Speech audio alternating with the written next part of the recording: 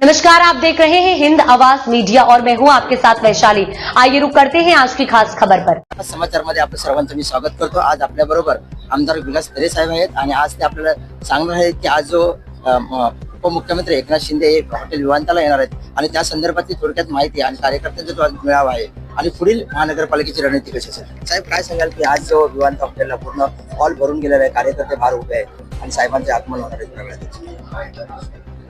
आमचे आज शिवसेनेचे मुख्य नेते आणि महाराष्ट्र राज्याचे उपमुख्यमंत्री येत आहे आदरणीय एकनाथ शिंदे साहेब। कार्यकर्त्यांचा विश्वास वाढवण्यासाठी येत आहेत आणि कार्यकर्त्यांचा उत्साह वाढवण्यासाठी आज आम्ही 3 दिवसापूर्वीच फक्त डिक्लेअर केलं का साहेब येत आहेत, पण आज कार्यकर्त्यांचा उत्साह आपण बघितला असेल की हॉल तर पूर्ण भरलेला आहे, पण खालती 2-2.5 हजार कार्यकर्ते इथे उपस्थित म्हणजे किती विश्वास। आणि त्याच्यात सर्वात जास्त म्हणजे महिलांचा जास्त सहभाग आहे, म्हणजे लाडक्या बहिणींचा विश्वास सुद्धा आदरणीय शिंदे साहेबांवर आहे। त्यामुळे हा एक त्यांनी आज आम्हाला जोशभरी आम्हाला एक उत्साह निर्माण केल्यानंतर एक कार्यकर्त्याला प्रत्येक जोश देणारे त्याच जोशाच्या माध्यमातून इथे येणाऱ्या निवडणुकीला कार्यकर्त्या जोमाने काम करतात। साहेब युतीचा फॉर्म्युला ठरला आहे आणि जर युतीचा फॉर्म्युला ठरला असेल तर कशा प्रकारे असेल? युतीचा फॉर्म्युला आमच्या जवळजवळ ठरलेला आहे। आता आमची चर्चा शेवटच्या टप्प्यामध्ये आलेली आहे आणि या येणाऱ्या 2-3 दिवसामध्ये तुम्हाला फॉर्म्युला पूर्ण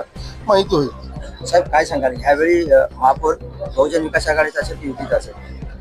100% महायुतीचा असणार। महापौर हा महायुतीचा त्या पद्धतीने गेल्या 2-3 महिन्यापासून सर्व कार्यकर्ते अगोदरच कामाला लागले। जसं विधानसभा झाल्यानंतर त्यात दुसरी जी निवडणूक येणारी मिनी विधानसभा म्हणजे वसई विरार महानगरपालिकेची, त्याच्यासाठी जे कार्यकर्ते झोपून कामाला लागलेले आहेत आणि मला विश्वास आहे, प्रत्येक कार्यकर्त्याला विश्वास आहे का येणाऱ्या काळामध्ये महायुतीचा महापौर वसई विरारमध्ये बसणार। साहेब वसई विरारमध्ये इतिहास बदलणारी आताची ही महानगरपालिका असेल, कार्यकर्त्यांना काय आव्हान करणार, कशा पद्धतीने सापडेल?